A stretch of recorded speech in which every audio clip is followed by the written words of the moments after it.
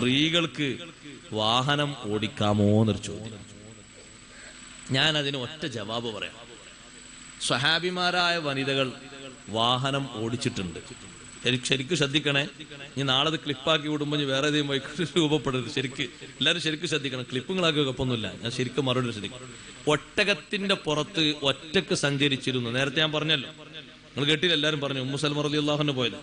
പക്ഷെ അത് മറവുള്ള വാഹനമാണ്. ശരിക്കും എല്ലാവരും മനസ്സിലായി, മറവുള്ള വാഹനമാണ്. രണ്ട് ഭാഗത്തും മറവുണ്ട്, ബാക്കിലും മറവുണ്ട്, ഒരു ഭാഗം മാത്രം ഓപ്പൺ ആയിട്ട്. ഈ ഓടിക്കുന്ന വാഹനങ്ങളിൽ ഓടിക്കുമ്പോൾ ഒരുപാട് കാറ്റ് കൊണ്ടിട്ടും സ്പീഡ് കൂടിയിട്ടും പല രൂപത്തിലുമായിട്ട് പല ഭാഗങ്ങൾ വെളിവാകുന്നൊരു സ്വഭാവം വരുന്നുണ്ട്. ഒന്ന്, വെളിവാകാത്ത രൂപത്തിൽ നല്ല മറവോടുകൂടെയാണ് പോകുന്നത്, നിയമങ്ങളൊക്കെ പാലിച്ചിട്ടാണെങ്കിൽ തകരാറൊന്നുമില്ല.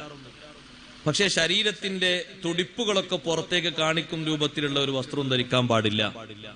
ശരീരത്തിന്റെ കൈയും മറക്കേണ്ട ഭാഗങ്ങളിൽ ഒന്നും വെളിവാകാൻ പാടില്ല. അതേ രൂപത്തിൽ തന്നെ മറ്റുള്ള ഏതെങ്കിലും പുരുഷന്മാരുടെ സ്വഭാവ രീതികളും ശൈലികളും സ്വീകരിക്കാൻ പാടില്ല. ഉപാധികളോടുകൂടെയാണെങ്കിൽ ആ വാഹനം ഓടിക്കുന്നതിന് തകരാറില്ല. ഇത് കൈ ഏകദേശം ഇവിടറ്റം കാണുന്നുണ്ട്, മാറു ഏകദേശം തെറ്റം കാണുന്നുണ്ട്, തലയിലാണെങ്കിൽ എന്തോ ഒരു കയറ് പോലത്തെ എന്തോ ഒരു സാധനം ചുറ്റിയിട്ടുണ്ട്. ചിലപ്പോൾ തോൾക്കും, ചിലപ്പോൾ തലേക്കും, ചിലപ്പോൾ തോൾക്കും തലേക്കും ഇങ്ങനെ പോകുന്നുണ്ട്. ഏതെങ്കിലും ഭാഗത്താണെങ്കിൽ പിന്നെ അത് കുടുങ്ങിയിട്ട് വണ്ടി മറിയില്ലായിരുന്നു. അങ്ങനെയൊക്കെ കാലിന്റെ ഭാഗവും വെളിവാകുന്നുണ്ട്. നല്ലോണം കാറ്റിട്ടുമ്പോൾ കാലിന്റെ മുട്ടിന്റെ ഭാഗം വരെ വെളിവാകുന്നുണ്ട്. ഇങ്ങനെയൊക്കെ ഇടങ്ങേറായ രൂപത്തിലാണെങ്കിൽ അത് തീർത്തും തെറ്റാണ്, ഹറാമാണ്, ഒരു നിലക്കും ഹലാലല്ല.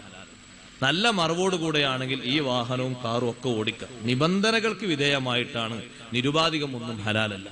പുരുഷൻ അതേ സമയത്ത് കുപ്പായം ഇടാതെ ഒരു തുണി മാത്രം എടുത്തിട്ട് പുരുഷൻ ഓടിച്ചു, പുരുഷന്റെ അവറത്തൊക്കെ പുരുഷൻ മറച്ചിട്ടുണ്ട്, തകരാറൊന്നുമില്ല.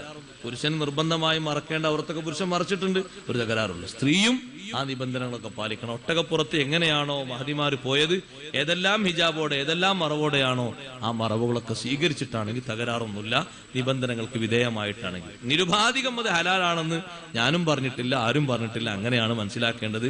അങ്ങനെ ആരും മുസ്ലിം പറഞ്ഞിട്ടില്ല, കേട്ടിട്ടില്ല.